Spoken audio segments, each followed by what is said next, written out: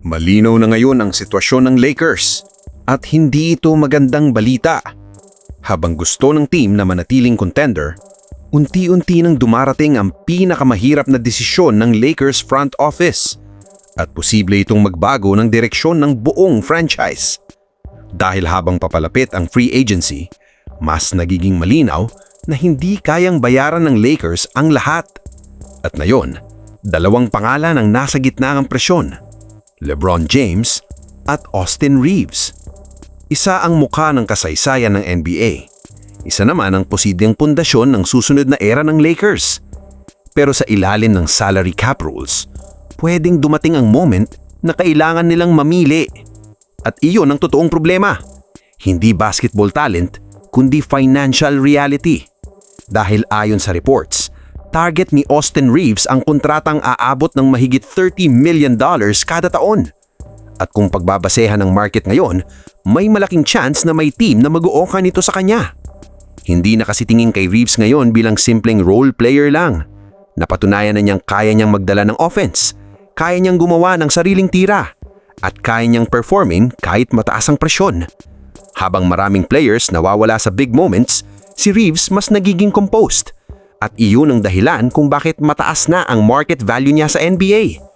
Pero habang tumataas ang value ni Reeves, mas lalong sumisikip ang sitwasyon ng Lakers. Dahil kung bibigyan nila si Reeves ng $30 million per year at mananatili si LeBron sa malaking kontrata, halos mawawala na ang flexibility ng Lakers para bumuo ng mas malalim na roster.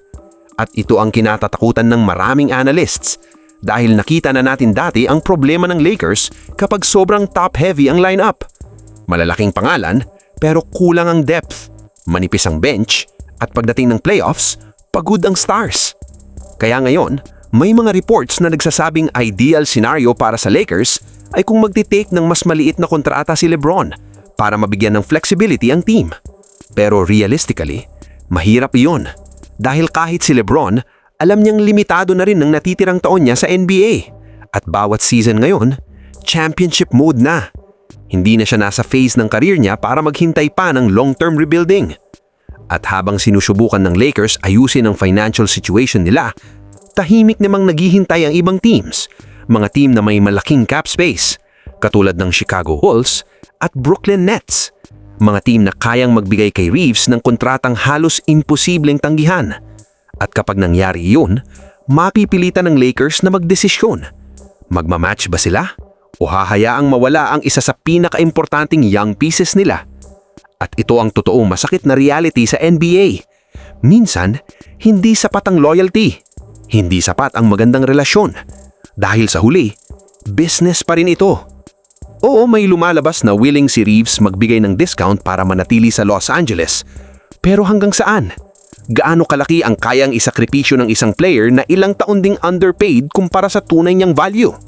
Dahil para kay Reeves, ito na ang pinakamalaking oportunidad ng karir niya. At bihira dumating ang ganitong pagkakataon. Kaya hindi mo rin siya masisisi kung piliin niya ang pinakamalaking offer. At para sa Lakers, ito ang klase ng sitwasyon na walang perfect ending. Kapag pinili nila si LeBron, posibleng masakripisyo ang future flexibility nila. Kapag pinili naman nila si Reeves, posibleng magsimula ang transition papunta sa bagong era. At may posibilidad din na pareho silang mawala kapag hindi naging maayos ang negotiations. At kapag nangyari iyon, posibleng tuluyang magbago ang direksyon ng Lakers franchise.